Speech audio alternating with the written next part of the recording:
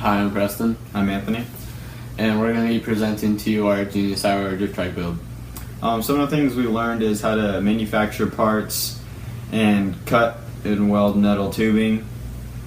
We also are learning how to make a frame that will withstand enough force and speed.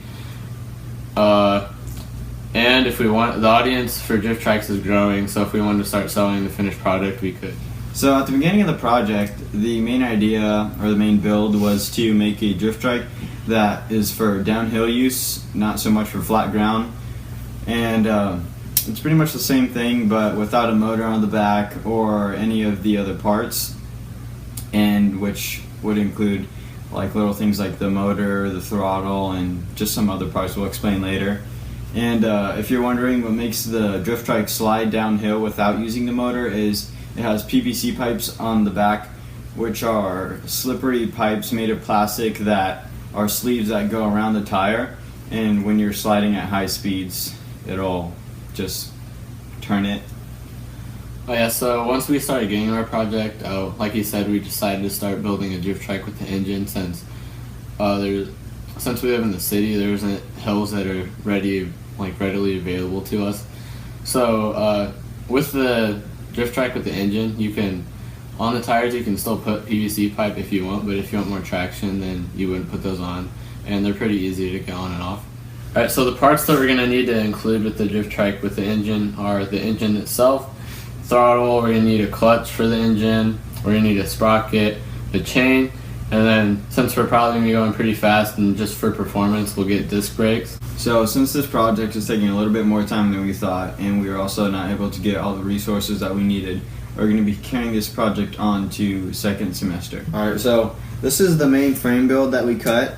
It started off with as you can see here, a head tube, or a pipe that was connected to the head tube, which is the top tube of the frame, with a support that comes up here. So it started off as a triangle, and then another support in the back. And what we had to do is cut off the main piece and cut off the support, because this bottom tube and the head tube is what we wanted for the drift trike. And how the parts connect, if you're wondering, is a fork goes in here, and what that is a long tube that attaches the wheel and the bars for the front with the disc brakes that go in the front wheel. And what attaches to the back is the seat goes here, but what we're going to do is we're going to add an extender, and it'll pretty much look like this. I'm going to hold that.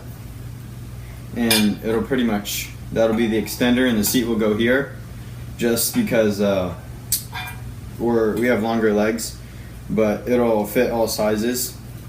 And for the engine, when we put the engine on, the engine will have another extender in the back, and it'll sit on top of that.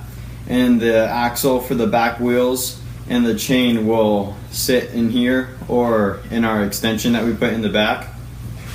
And then that's pretty much how the frame works. Alright, so here's a clip of us cutting the main BMX frame to what we're going to need for the drift trike build.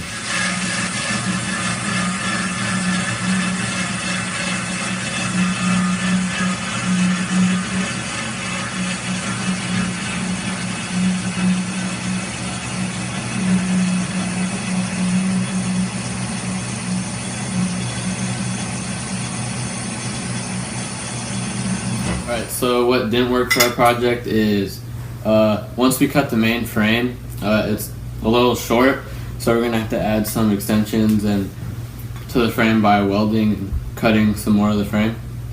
These are some of the extension parts that we used off of the head tube and the support that was here on the bottom.